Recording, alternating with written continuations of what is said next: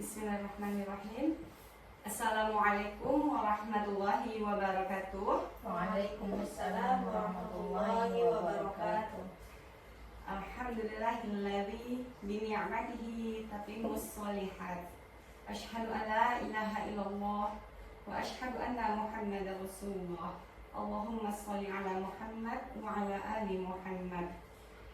Baiklah ustazah semuanya, terima kasih telah meluangkan waktu untuk hadir pada presentasi Nurul pada aksi nyata modul 14 tentang budaya positif di sekolah ataupun di kelas. Baiklah, kita langsung saja ustazah. Kegiatan ini kita laksanakan pada hari Kamis 22 Agustus 2024 di TKIT Cinta Islam.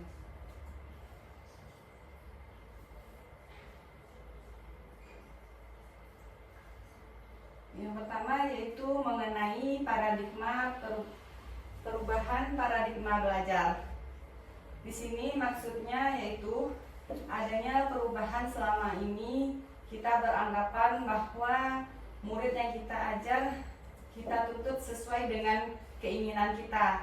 Namun sebenarnya menurut Ki Hajar Dewantara, anak murid di sekolah itu adalah dituntun berdasarkan kodratnya masing-masing.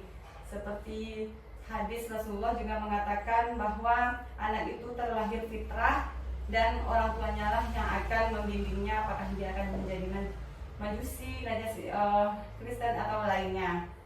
Jadi di sini juga dapat kita simpulkan bahwa perubahan paradigma belajar, pembelajaran dengan paradigma baru merupakan pembelajaran yang dirancang berdasarkan prinsip pembelajaran berdiferensiasi.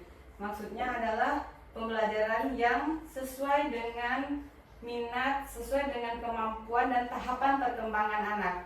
Seandainya anak tersebut dalam satu kelas memiliki misalnya 5 anak, dikasih soal 1-5, ada 2 orang yang tidak bisa menuliskan angka 1-5, maka nanti pembelajaran yang kita berikan disesuaikan. Mungkin dia belum bisa nulis, kita berikan dia pembelajaran seperti menulis di pasir atau lainnya.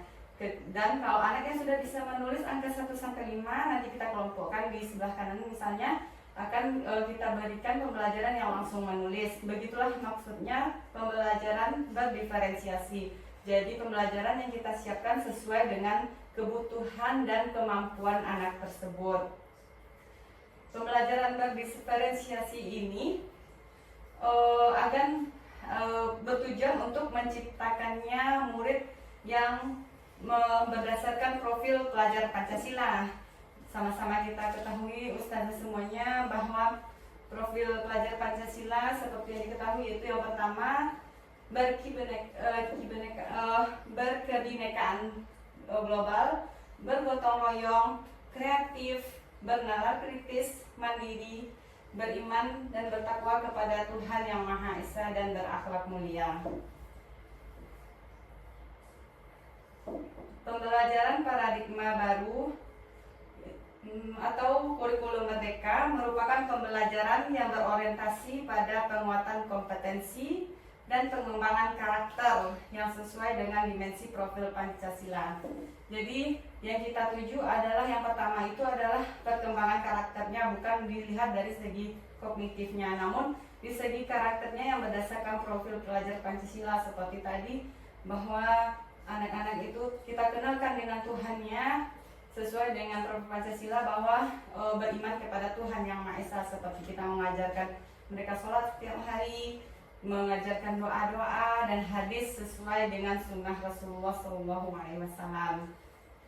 Untuk mengimplementasikan kurikulum merdeka atau IKM dibutuhkan perubahan paradigma dan budaya guru. Jadi dari gurunya dulu kita rubah agar mereka mencapai tujuan bagaimana sih menghasilkan anak-anak yang berkarakter sesuai dengan profil pelajar Pancasila.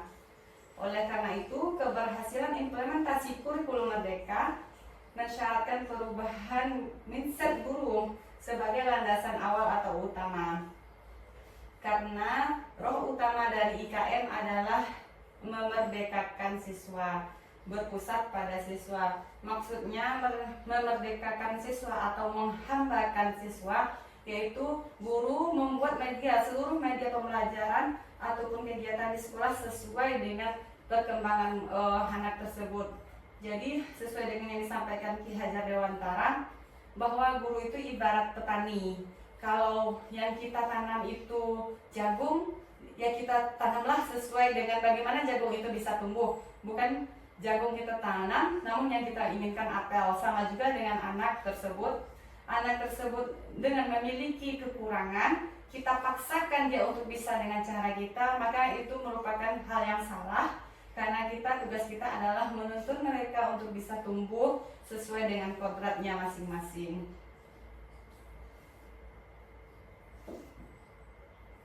Kemudian selanjutnya yaitu mengenai tahapan pembelajaran berdiferensiasi.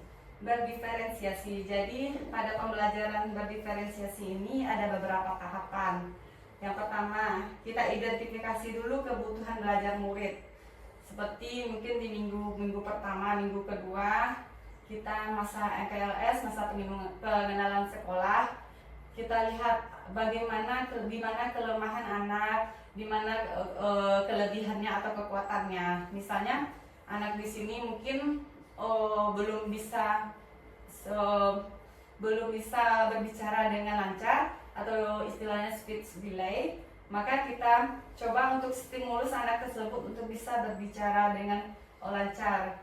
Kita tahu di sana adalah kelemahannya, maka jangan bikin anak tersebut semakin terpuruk dengan kelemahannya, namun kita mencoba untuk mengkomunikasikan nanti dengan pembelajaran yang berdiferensiasi, dan kita sambungkan juga dengan orang tua. Kita sampaikan ke orang tua kalau anaknya ini termasuk ini kekuatan dan kelemahannya. Setelah kita identifikasi, kemudian kita melakukan penyesuaian materi, yaitu mengadaptasi kurikulum. Maksudnya di sini adalah apabila kurikulum telah kita buat di awal tahun pembelajaran, sebelum tahun awal pembelajaran, maka kita sesuaikan materinya, adaptasi. Kalau materinya yang pertama, topiknya adalah tentang cinta diri sendiri, mungkin bisa kita sesuaikan dengan mengenal anggota tubuh dulu, bisa menggunakan bahasa Arab. Kalau mereka belum lurus, berarti kita ajarkan dulu bahasa Indonesianya supaya mereka lurus dulu. Jadi sesuaikanlah materi sesuai dengan kemampuan anak dan kekuatan ataupun kelemahannya. Kemudian barulah kita pilih metode pembelajaran. Di sini mungkin bisa contohnya Ustazah, yaitu diskusi kelompok atau eksperimen proyek. Seperti anak yang kinestetik, mungkin dia lebih menyukai kegiatan-kegiatan eksperimen. Seperti tadi telah kita laksanakan di sekolah, seperti mencampur warna merah sama kuning jadi warna apa. Nah, hal-hal seperti itulah yang mereka inginkan. Di sanalah pemilihan metode pembelajaran. Kemudian bisa juga dengan diskusi kelompok. Misalnya dalam kelompok tersebut, kita misalnya dalam satu kelas ada 2 anak yang menonjol sekali kognitifnya, tempatkanlah mereka pada masing-masing kelompok. Jadi mereka bisa membimbing temannya. Bisa disampaikan apa maksud dari tujuan pembelajaran kita hari itu. Kemudian penyediaan sumber belajar yang bervariasi. Di sini tentunya pastinya ini yang harus sangat ditonjolkan lebih awal. Karena apa? Sumber belajar yang bervariasi akan menarik perhatian anak-anak dalam belajar tentunya. Kan apalagi pembelajaran berdiferensiasi. Misalnya di sini penyediaan sumber belajar yang bervariasi bisa dengan kegiatan menggunting menempel untuk memotorik, terus ada juga kegiatan meronce. Apabila mereka nggak suka, bosan atau capek Ustazah ini meronce, mungkin bisa mereka lakukan lagi dengan kegiatan motorik lainnya, motorik halus lainnya. Kemudian pemberian dukungan tambahan atau bimbingan. Misalnya ini kita lakukan kepada anak-anak yang memiliki kelemahan di bawah standar. Mungkin bisa kita sampaikan, kita kasih kebimbingan dan kepada orang tuanya juga, biar pembelajaran yang diterima di sekolah linear dengan pembelajaran yang mereka dapatkan di rumah, jadi terus menyambung. Dan kemudian evaluasi dan penyesuaian. Jika pembelajaran menurut kita sudah sesuai dengan kebutuhan atau kemampuan anak, maka bisa kita laksanakan terus menerus dan bisa kita refleksikan, kita sesuaikan. Namun jika tidak sesuai dengan kebutuhan anak, mungkin kita bisa diskusi sama teman atau berkolaborasi dengan teman. Apa sih, mungkin dulu ada teman yang sebelumnya mempunyai masalah seperti ini, ada solusinya, bisa kita tanyakan kepada teman berikutnya. Setelah tahapan pembelajaran berdiferensiasi, selanjutnya kita masuk kepada disiplin positif. Tentunya budaya positif, pembelajaran berdiferensiasi tidak akan tercipta tanpa adanya disiplin positif dari warga sekolah. Tujuan disiplin positif ini kita ciptakan yaitu untuk menanamkan motivasi kepada murid untuk menjadi orang yang mereka inginkan dan menghargai diri sendiri dengan nilai yang mereka percaya. Jadi disiplin positif ini kita berikan kepada anak. Ada dua motivasi nanti, yaitu motivasi intrinsik dan ekstrinsik. Yang tujuan utama kita untuk menyampaikan disiplin positif itu adalah yang pertama, yaitu motivasi intrinsik. Kenapa? Karena motivasi intrinsik ini adalah motivasi yang ada dalam diri mereka. Jadi kita pupuk dulu dalam diri mereka. Mereka ini belajar sholat untuk apa? Untuk Allah. Karena kita beribadah kepada Allah. Jadi bukan untuk mendapatkan hadiah. Karena motivasi intrinsik ini tidak akan terpengaruh. Meskipun tidak ada hadiah, mereka akan tetap terpacu. Karena kenapa mereka ingin menambah hafalan? Ya, mereka ingin memberikan mahkota kepada orang tuanya di surga nanti. Nah, di sanalah motivasi yang muncul dari dirinya. Kemudian ada juga motivasi ini tidak akan terpengaruh dengan hukuman. Misalnya, kalau kamu gak hafal hari ini satu surat atau satu ayat, ustazah akan hukum kamu. Nah, hal seperti itu tidak akan mempengaruhi pikiran anak-anak kita, karena mereka sudah punya motivasi dari dalam dirinya bahwa mereka belajar untuk dirinya, untuk kedua orang tuanya, mereka untuk hafalan apa gunanya akan bermanfaat di hari akhir ataupun di dalam kuburan kelak sebagai penerang cahaya kuburan. Nah, seperti itulah motivasi-motivasi yang akan kita berikan kepada anak-anak di sekolah. Kemudian motivasi intrinsik ini tentunya nanti adanya motivasi ekstrinsik, yaitu motivasi yang terjadi dari pengaruh dari luar, yaitu hukuman dan hadiah tadi. Ini berupa tulisan dari Ki Hajar Dewantara yang menyatakan bahwa untuk mencapai kemerdekaan atau dalam konteks pendidikan kita saat ini, untuk menciptakan murid yang merdeka, syarat utamanya adalah harus ada disiplin yang kuat. Karena sama-sama kita ketahui perkembangan zaman yang terjadi pada hari ini, dan juga orang tua yang mungkin bekerja, kedua-duanya akan mempengaruhi mereka untuk mencari perhatian tibanya kalau di sekolah. Nah, ustazah, mereka kurang disiplin. Sebenarnya setiap anak itu unik, hanya butuh tuntunan dan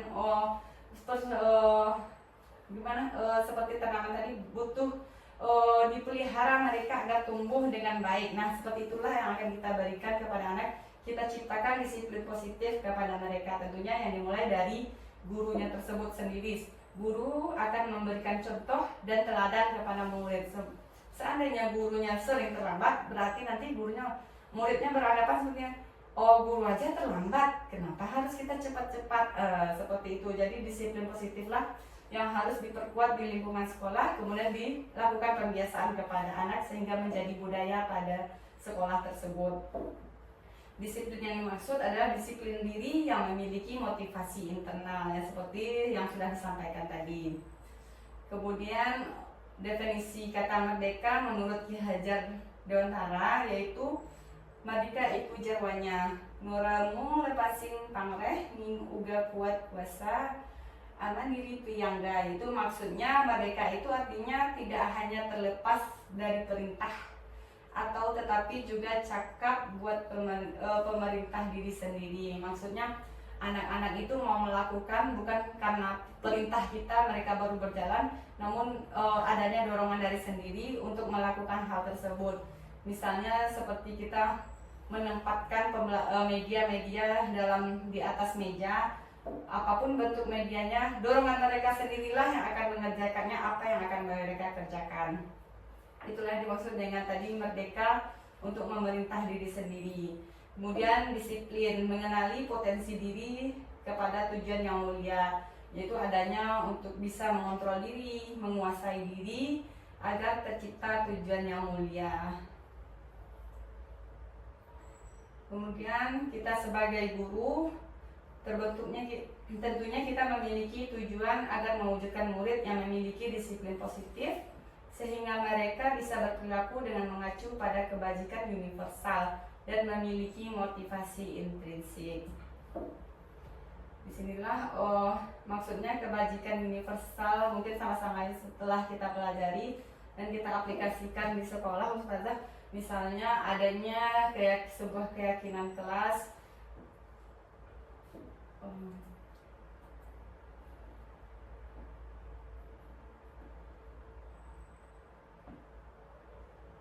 bahwa di sini kebajikan universal, misalnya kita menyampaikan kepada anak-anak bahwa di dalam kelas bersuara pelan atau berjalan di dalam kelas berjalan, maksudnya di sana kebajikan universalnya yang kita peroleh yaitu bahwa di dalam kelas kita tidak boleh berlarian. Nah, hal-hal yang negatif, aura-aura negatif tersebutlah yang kita rubah menjadi positif agar anak tersebut juga menjadi positif terhadap kita.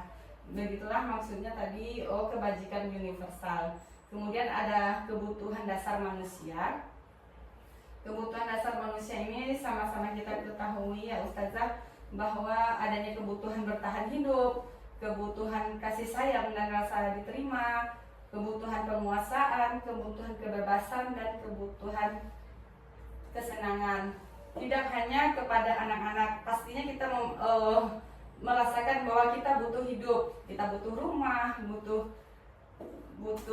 kesehatan, butuh makanan, butuh pakaian. Itulah yang dinamakan tadi dengan kebutuhan hidup untuk bertahan hidup. Kemudian kebutuhan kasih sayang. Anak-anak juga akan merasa bahagia apabila mereka disayang dan merasa diterima untuk belajar di sekolah. Hal tersebutlah yang nanti akan memotivasi mereka untuk terus belajar dengan kita. Kemudian tadi ada kebutuhan penguasaan. Kebutuhan ini berhubungan dengan kekuatan untuk mencapai sesuatu. Pastinya mereka inginnya pengen dapat bintang 5. Mereka mengatakan bahwa mereka berhasil, mereka mendapatkan prestasi. Nah, itulah kebutuhannya juga mereka butuhkan sebagai penguasaan mereka dalam belajar di sekolah. Kemudian selanjutnya kebutuhan kebebasan. Pasti ini tidak asing lagi karena anak-anak pastinya ingin bebas bermain, bebas belajar. Mereka pun memiliki tipe-tipe pembelajaran. Ada yang ingin belajarnya dengan melihat, ada yang dengan audio, dengan mendengar, ataupun dengan kinestetik, dengan beraktivitas. Kebutuhan untuk bebas yaitu kemandirian, otonomi, memiliki pilihan dan mampu mengendalikan arah hidup seseorang. Anak-anak dengan kebutuhan kebebasan yang tinggi menginginkan pilihan, mereka perlu banyak bergerak. Di sini dapat kita lihat dalam pengaplikasian sehari-hari bahwa anak-anak yang kinestetik, anak-anak yang suka berlari-larian di dalam kelas itu merupakan memiliki kebutuhan kebebasannya yang lebih tinggi dibandingkan dengan teman-temannya, sehingga mereka banyak bergerak di dalam kelas. Kemudian selanjutnya yaitu kebutuhan kesenangan. Pasti setiap manusia membutuhkan kesenangan. Mereka ingin happy dengan main ini, mereka happy. Anak-anak dengan kebutuhan dasar kesenangan yang tinggi biasanya ingin menikmati apa yang dilakukan. Mereka juga bisa berkonsentrasi tinggi saat mengerjakan hal yang disenangi. Jadi dari sini dapat kita simpulkan bahwa jika mereka memang tidak senang menulis, jadi tidak mungkin kita memaksakan mereka untuk senang, tapi kita stimulus dulu dia dengan kegiatan motorik halus lainnya sebelum mereka senang untuk menulis. Inilah tadi motivasi perilaku yang dimaksud, yaitu motivasi ekstrinsik dan intrinsik. Kemudian kita sebagai guru ada 5 posisi kontrol guru. Ada penghukum. Nah, di sini yaitu memberikan hukuman kepada anak apabila mereka melanggar. Yang kedua, pemantau. Kita pantau apakah yang mereka kerjakan salah atau benar. Yang ketiga, sebagai teman, kita ayomi mereka seperti dengan teori Ali bin Abi Thalib ya, yang atau Abu Bakar yang 3 kali 7. Jadi anak-anak di usia 7 tahun kita sayangi dulu mereka sebagai raja, kemudian 8 tahun sampai 14 tahun kita jadikan mereka sebagai tegas dulu sebagai tawanan, kemudian 15 ke atas baru kita jadikan dia sebagai teman. Namun di sini kalau untuk di kelas tinggi mungkin bisa sebagai teman, agar mereka mau kita seperti validasi kesalahan, kita tanya dulu apa yang sudah mereka langgar, barulah kita carikan solusi seperti pada pembelajaran segitiga restitusi. Itulah yang dikatakan sebagai teman. Kemudian sebagai manajer, sebagai manajer tentunya diharapkan sebagai seorang guru kita memiliki posisi sebagai manajer, baik untuk dirinya sendiri maupun untuk orang lain, agar hal-hal positif yang ditimbulkan oleh seorang manajer akan memotivasi anak didiknya untuk bisa melakukan hal-hal yang baik dalam pembelajaran. Kemudian yang kelima yaitu pembuat merasa bersalah. Jadi posisi kontrol sebagai pemerasa bersalah biasanya kan ini kan sedih ustazah jadinya, dan jadi mereka menjadi merasa bersalah. Namun dari posisi kontrol guru yang 5 ini yang paling terbaik itu adalah manajer, karena manajer mampu memvalidasi dulu kesalahan, kemudian diingatkan kembali dengan apa yang sudah mereka bikin kesalahan, dan agar mereka juga tidak akan mengulanginya lagi di waktu yang akan datang. Begitulah posisi seorang guru yang diharapkan. Kemudian ini tadi motivasi perilaku manusia mengenai teori motivasi dari diri sendiri dan hukuman dan penghargaan.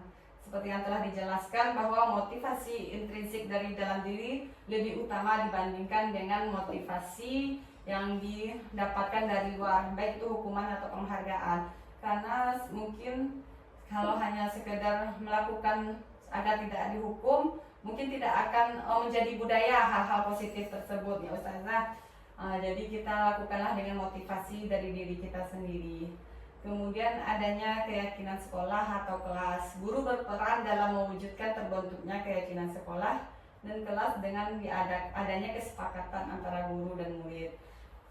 Mungkin keyakinan kelas ini mungkin dulu kalau kita sering melaksanakannya adalah peraturan sekolah ya Ustazah, peraturan sekolah atau peraturan kelas yang kita buat berdasarkan keinginan kita. Jadi tidak kita diskusikan dengan anak, jadi anak kita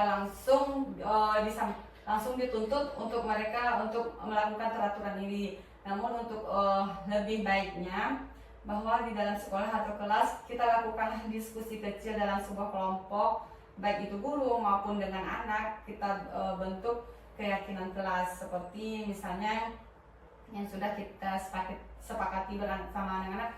Di dalam kelas kita berteriak ngomongnya atau pelan-pelan anak-anak atau teman-teman gitu kan, berbicara pelan Ustazah. Nah, berarti kita sepakati, kita bikin dulu, ditempel di kertas kita bahwa keyakinan kelas yang pertama berbicara pelan. Nah selanjutnya kita dengarkan aspirasi mereka, baru kita laksanakan sebagai keyakinan kelas. Dengan membuat keyakinan kelas seperti itu, anak-anak tersebut akan merasa bahagia. Kenapa? Mereka itu merasa senang karena ustazahnya sudah mendengarkan mereka untuk menyampaikan inspirasi. Sama dengan kita ketika rapat telah mengusulkan sesuatu dan diterima, meskipun karena ditolak tapi awalnya diterima dan menjadi dimusyawarahkan. Nah itu membuat kita senang karena sudah diterima di dalam kelompok tersebut. Ini termasuk juga tadi dengan kebutuhan dasar manusia. Keyakinan sekolah atau kelas berupa pernyataan-pernyataan universal yang mudah diingat dan dipahami dan harus diterapkan di lingkungan sekolah. Tentunya pernyataan universal ini adalah kebajikan-kebajikan yang baik. Kita seperti yang sudah disampaikan bahwa sampaikanlah hal-hal yang positif agar mereka mengingat hal-hal positif, agar mereka juga akan berpandangan positif kepada kita sebagai guru. Nah, yang kemudian terakhir ada mengenai segitiga restitusi. Segitiga restitusi ini merupakan tahapan-tahapan yang akan kita lakukan apabila kita telah melakukan budaya positif, disiplin positif di sekolah, telah kita melaksanakan keyakinan di sekolah, namun mereka tetap melanggar. Nah, kita lakukanlah dengan metode segitiga restitusi. Kita stabilkan dulu identitas. Misalnya mereka terlambat, kenapa hari ini terlambat? Jadi kita tanya dulu, bukan langsung terlambat sih, bukan seperti itu. Jadi kita stabilkan dulu mereka agar mereka merasa nyaman. Kemudian yang kedua, kita validasi tindakan. Ya nggak apa-apa nak, dulu ibu guru juga sering terlambat, dulu ustazah juga ada pernah terlambat, tapi kita pastinya nggak terus harus terlambat, tapi kita berubah ke arah lebih baik. Mungkin kalau sekarang terlambatnya 10 menit, kalau besoknya belum bisa tepat waktu, mungkin terlambatnya 5 menit dulu, dan selanjutnya nggak terlambat lagi. Nah gitulah, kita validasi tindakan yang salah tersebut. Yang kemudian tahapan yang ketiganya itu menanyakan keyakinan, seperti tadi keyakinan sekolah kita atau keyakinan kelas. Kalau di sana sudah ada tentang keterlambatan, kita ingatkan dulu, kamu ingat gak nak, gimana keyakinan sekolah kita bahwa kita harus datang tepat waktu. Nah kita ingatkan lagi. Nah di sanalah mereka akan memahami apa kesalahan mereka. Di sanalah tugas kita sebagai guru, sebagai manajer anak-anak, bahwa mereka merasa nyaman dengan kita, dan mereka tahu mereka itu salah, dan mereka itu berpandangan positif dan mau berubah untuk yang lebih baiknya dengan mengingat keyakinan kelas yang sudah kita sampaikan tadi. Ini seperti yang disampaikan tadi, yaitu menstabilkan identitas, kemudian validasi tindakan. Kalau menstabilkan identitas tadi, maaf sebentar. Ini prinsipnya bahwa melakukan kesalahan adalah bagian dari proses pembelajaran. Jadi tidak langsung dibilang kamu salah, jadi tidak langsung dibilang seperti itu. Namun nggak apa-apa sekarang salah, mungkin besok kita bisa merubahnya kembali. Itulah kita lakukan untuk menstabilkannya. Kemudian kita lakukan dengan validasi tindakan.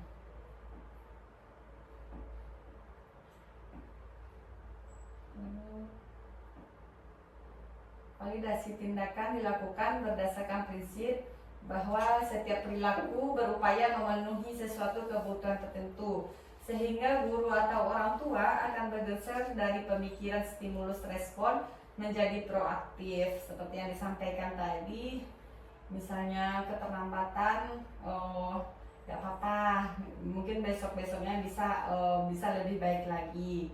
Jadikan itu tuh sebagai stimulus untuk respon positif, kemudian menjadi proaktif mereka, sehingga mereka mengakui kebutuhan mereka sebagai murid dan anak.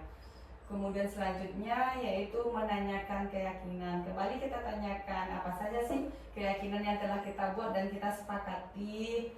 Nah, dengan memberi pertanyaan-pertanyaan yang bermakna kepada murid atau anak untuk memunculkan motivasi mereka secara intrinsik, sehingga mampu mengaitkan keyakinannya dengan tindakan yang salah. Jadi perbuatan yang salah tadi kita tanyakan sama nggak yang sudah kita sepakati dengan keyakinan kelas. Kalau seandainya nggak sama, berarti ini salah.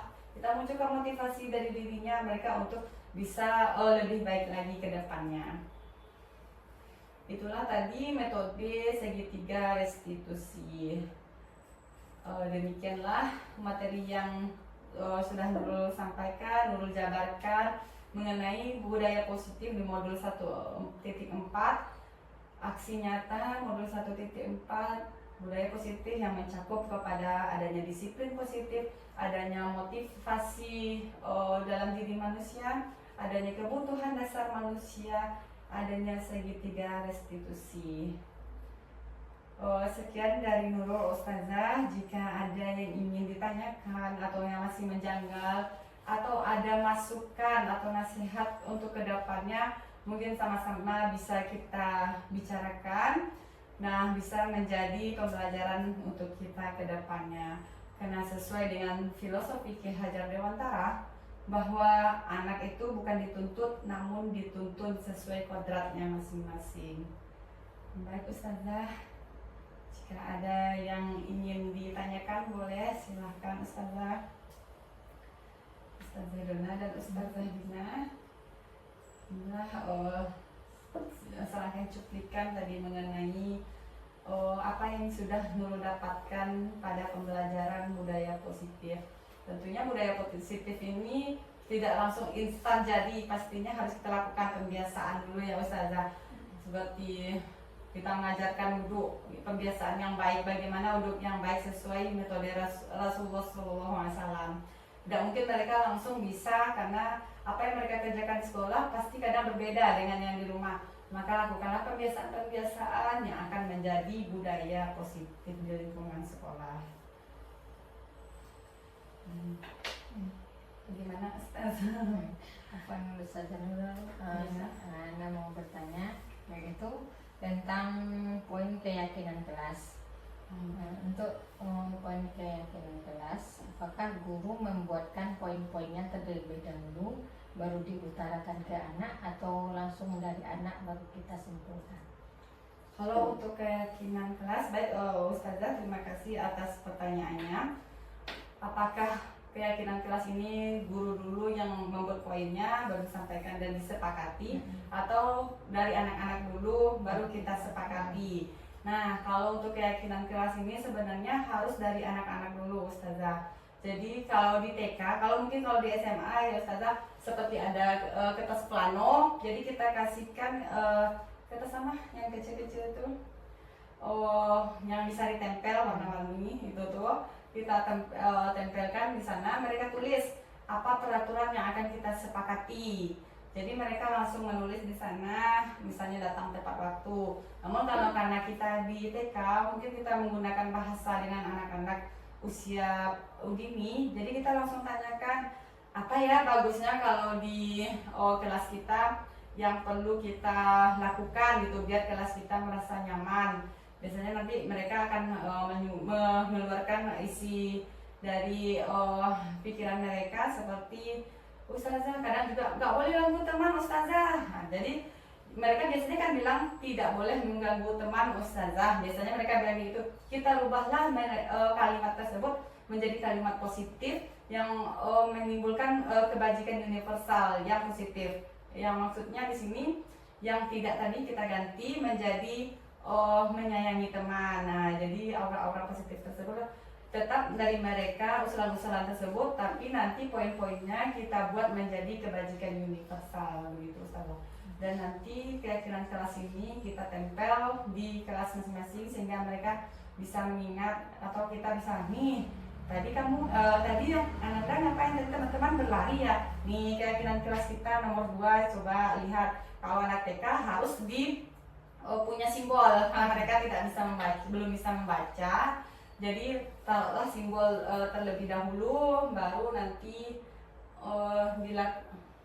diikuti dengan kalimat seperti itu Ustazah untuk keyakinan kelas.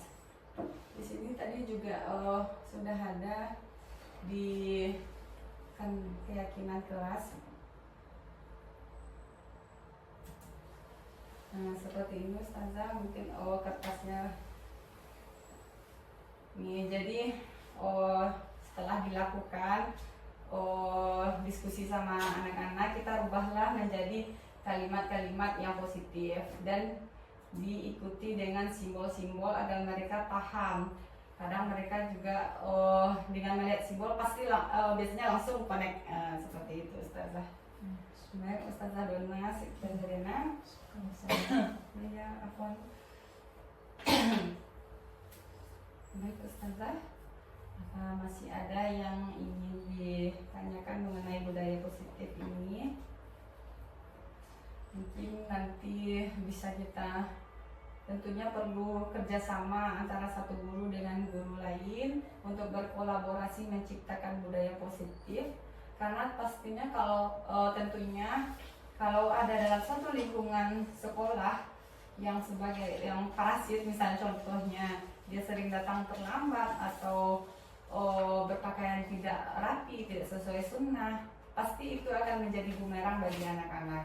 Karena setelah mereka sudah diskusikan tentang keyakinan sekolah dan keyakinan kelas, kenapa sih ustazah itu sering terlambat? Kenapa sih ustazah itu pakai bajunya seperti itu? Nah, makanya semuanya harus dimulai dengan diri sendiri, motivasi intrinsik dari diri kita sendiri. Baiklah ustazah, jika tidak ada lagi yang ingin ditanyakan atau yang diragukan, atau sekarang mungkin belum teringat, mungkin bisa di lain waktu lagi kita diskusikan, atau seiring berjalannya pembelajaran nanti bisa sama-sama kita berkolaborasi untuk mewujudkan budaya positif di sekolah kita.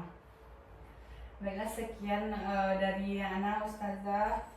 Ana mohon maaf jika ada salah kata, salah dalam penyampaian, karena tentunya kesempurnaan hanya milik Allah Subhanahu wa Ta'ala. Saya tutup dengan doa kafaratul majelis. Subhanakallahumma wa bihamdika asyhadu an la ilaha illa anta astaghfiruka wa atubu ilaik. Assalamualaikum warahmatullahi wabarakatuh. Waalaikumsalam warahmatullahi wabarakatuh. Ya, ditempel Aska. Nah, Aska Kalif silakan ditempel di sini. Bisa lagi atas kelas kita di sini. Dah. Oke, very good. Ya, di atas lagi. Silakan. Ustazah bantu ya. Ya, bisa lagi atas sedikit nak. Dah. Oke, very good. Yuk, Asimo. Silakan. Ya, bisa lagi atas sedikit nak. Dah. Oke, very good. Nah, apa yang pertama keyakinan kita kelas kita nih? Nih, berbicara. Boleh ditempel di sana, Aisyah. Oke, Masya Allah. Barakallahu fiik. Lanjut, yang kedua. Di bawahnya lagi, Maryam. Di bawah. Sini. Ya. Oke, selanjutnya yang ketiga kan keyakinan kelas kita yang ketiga. Apa itu? Menjaga hiasan kelas. Oke, Naila tempel yang keempat lagi. Nah, berjalan di dalam kelas. Yang kelima, keyakinan kelas kita di sini. Sayangi teman. Barakallahu fiik. Oke, kita luruskan. Syukran ya.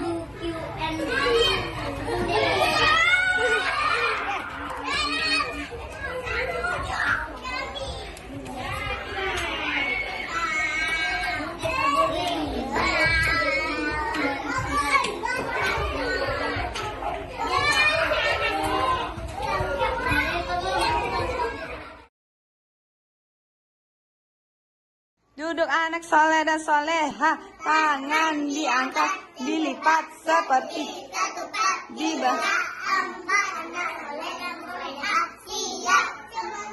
Keyakinan kelas B1. 1.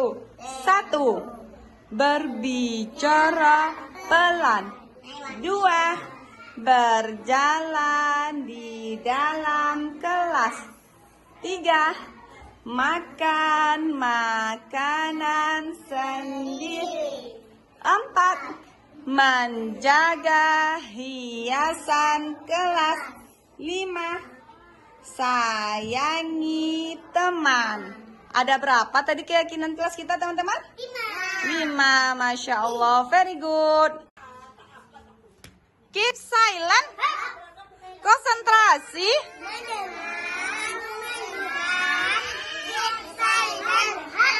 Masya Allah, keep silent. Keyakinan kelas 1. Berbicara pelan. 2. Menjaga hiasan sekolah. 3. Makan makanan sendiri. 4. Di dalam kelas berjalan. Teman-teman,